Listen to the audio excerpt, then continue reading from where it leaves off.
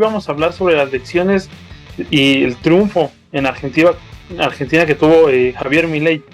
Pero mi tocayo, ¿quién es Javier Milei? Pues a grandes rasgos es un economista que básicamente, aparte de economista, empezó como youtuber, como bloguero e influencer, mi tocayo. Aunque sí tiene estudios en economía, se hizo popular no por sus análisis económicos, sino por despotricar muchas veces en redes sociales y después en programas de televisión sobre cómo se tenía que conducir la economía y la política argentina. Este personaje, mi tocayo, pertenece como a un grupo de neoderecha que se está dando en Latinoamérica.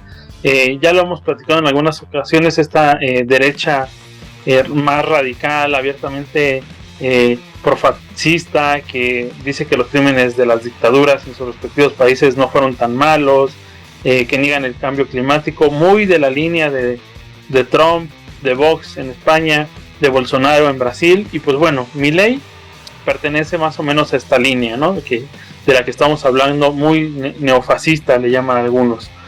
Y sorprendentemente, mi tocayo, de hacer videos en YouTube, pasó a crear su propio partido, La Libertad Avanza, y este se lanzó en las primarias de la Argentina para resultar promovido para la siguiente fase, y se enfrentó a Massa, que era básicamente la línea socialdemócrata de ese país. Es como si un presidente saliente de la línea de Morena se enfrentara contra un bloguero de la derecha extrema, ¿no?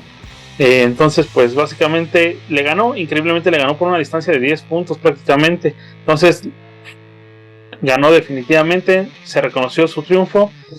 Pero aquí lo curioso, mi tocayo, no es que nos entristezcamos por la alternancia en Argentina, no nos ponemos tristes porque hayan ejercido su voto libremente, sino porque Milei tiene unas cosas bien conservadoras, mi tocayo, como la cuestión de que está en contra del aborto, está en contra de la educación sexual integral, está a favor de la aportación de armas, incluso se muestra parcialmente a favor de la venta de órganos, diciendo que habrá que buscar mecanismos de mercado para regularlo, como si esto fuera un poco contradictorio, porque él se define como un libertario, que en realidad es una palabra robada del anarquismo, pero básicamente la idea principal es que el mercado no se puede regular, no se debe regular, y cualquier intento sobre esto es para él un socialismo, ¿no? Un intento de socialismo. Entonces, la verdad tiene ahí unas cuestiones ideológicas muy turbias. Tiene también propuestas muy que saltan mucho en discrepancia con la mayoría de los políticos y economistas, que es como, por ejemplo, la dolarización de la economía de la Argentina. Sabemos que están pasando un proceso económico muy difícil, de una inflación muy difícil, y de una deuda externa que también es bastante complicada. También tiene otras cuestiones como el cerrar 11 ministerios y cerrar el Banco Central de Argentina para mejorar esto. ¿Cómo lo va a hacer, mi tocayo? ¿Quién sabe? Porque solo tiene 38 diputados de los 250 y tantos que hay en Argentina, y solo tiene 8 senadores de 70 y tantos que están en la Argentina. O sea, él solo, aunque tenga la presidencia, no va a poder hacer ninguna de las reformas que pretende. Vamos a ver cómo lo resuelve, vamos a ver cómo juega realmente la política ya en el poder, porque una cosa es estar en campaña y decir sandeces y decir cosas sin mucha obligación de demostrar. Entonces, otra cosa es ejercicio público y ejercicio del poder. Vamos a ver cómo lo demuestra realmente. En lo económico parece que va empezando como presidente electo con el pie derecho. Al día siguiente que se reconoció su triunfo, bajó la inflación más o menos 30%, que está altísima, está más del 100%, pero también hizo comentarios bastante críticos hacia el Papa, que el Papa Francisco ya le ha llamado enviado del mal en la tierra. Esto es una lección que debe aprender Morena, porque hemos estado viendo que en los últimos tiempos, mi tocayo, Morena siempre perdona y capta a los cuadros y personajes quien sean, para seguir como rescatando más poder. Y esto hace dos cosas: diluye políticamente e ideológicamente al partido, y le abre las puertas a gente con ideas muy conservadoras, muy de extrema derecha, como es Milei. Y eso yo creo que le puede pasar al partido, tocayo, a Morena. ¿Tú qué dices? Sí, las lecciones que debemos llevarnos es de que estamos bien conscientes y lo hemos abordado en otros programas de vínculo político, es de que se está creando un concepto de lucha política y de movimiento social que es el López Obradorismo. Lo hemos hablado en otras ediciones de vínculo político, que el López Obradorismo abarca más allá de su partido formal que es Morena. Si no entendemos esta lógica de que el López Obradorismo es un conjunto de diferentes sectores, grupos políticos y económicos que tienen simpatía por una línea política que ha implementado López Obrador como presidente, el rescate de banderas de un estado de bienestar y en su lógica una forma de hacer política, nos vamos a dar cuenta de que puede pasar lo mismo que el peronismo, y el peronismo en Argentina tiene un sinfín de interpretaciones. Hay peronismo de derecha, peronismo de centro, peronismo de izquierda, y dentro de ese contexto también hay peronismo neoliberal, hay peronismo que está a favor del estado de bienestar, hay peronismo marxismo. Entonces, al no tener una línea clara de cuál es la línea política que puede ocurrir, la lección que puede tener AMLO es de que estamos bien conscientes que en Morena no hay una institucionalización formal, no hay la formación de cuadros políticos. ¿Qué pasó en Argentina? En Argentina, obviamente la población está cansada de la situación económica que tiene ese país.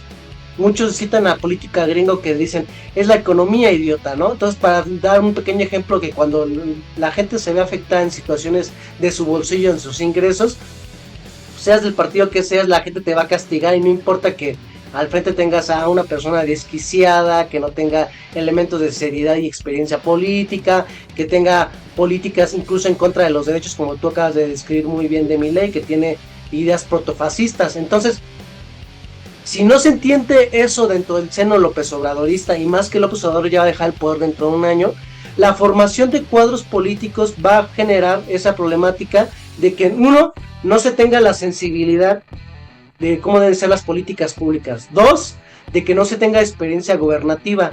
3, de que no se tenga claro cuáles son los planteamientos mínimos que debe tener un partido. Hay que recordar que Morena apenas el año pasado reformó sus estatutos y hubo una serie de cambios que Mario Delgado proponía de quitarle el mote de izquierda a Morena. Entonces hubo una rebelión al interior de Morena donde los consejeros exigieron que no se le quitara la parte de izquierda, porque hay que recordar que López Obrador abrió a muchos sectores del partido Morena, a empresarios, a sindicatos, a calderonistas, a foxistas, a antiguos priistas. Entonces, ¿qué pasó? Massa, si uno analiza su perfil político, se van a dar cuenta que él ha pertenecido a todos los espectros políticos. Entonces, Massa estuvo del lado del peronismo, pero antes del peronista estaba con Macri, y luego antes estuvo con los neoliberales que en su momento apoyaron a Menem en Argentina. Entonces, si se dan cuenta, la línea ideológica, el actuar político y de este hombre es ser un saltimbanqui, está de todos los sectores del espectro político argentino, y aparte es la persona que lleva la parte económica de Argentina. Y si estamos hablando que Argentina está reportando una inflación de aumento de 200%, que cada que cambia un día el precio de las cosas, pues cómo la gente va a respaldarte. Entonces, no tienes cuadros políticos y tienes que recurrir a cuadros tecnocráticos. O sea, estamos hablando de que él era como un cuadro tecnócrata, un cuadro que venía de lo que en teoría representa la oposición de lo que es el peronismo. Entonces, si López Obrador no tiene claridad de que debe de tener cuadros políticos competitivos, con conciencia de clase, con formación política, que tengan experiencia política, eso le va a pasar a Morena. Va a empezar a postular a cuadros administrativos operadores, pero no a líderes políticos con experiencia, con cercanía social y con la gente. Y nos vamos a ver más adelante en el escenario de que a lo mejor Claudia Sheinbaum va a querer postular para el 2030 otra vez a perfiles como Harfuch. ¿Cuál es la problemática que tenemos en América Latina? Que en Bolivia no generaron cuadros políticos y ahorita hay una disputa entre Evo Morales y Lucho, el actual presidente, que son de la misma política porque quiere regresar Evo al poder. En Brasil tuvo que regresar Lula a reestructurar todas las fuerzas progresistas de izquierda y sociales para apenas derrotar por 3 puntos a Bolsonaro. Estamos viendo que en el caso de Chile, Boric no está aprendiendo, tiene niveles de aprobación muy bajos, tiene inexperiencia política. Eso es lo que debe de pensar el López Obradorismo, la formación de cuadros políticos con experiencia política, con cercanía a la gente, y que no olviden de que la gente te va a castigar. Entonces,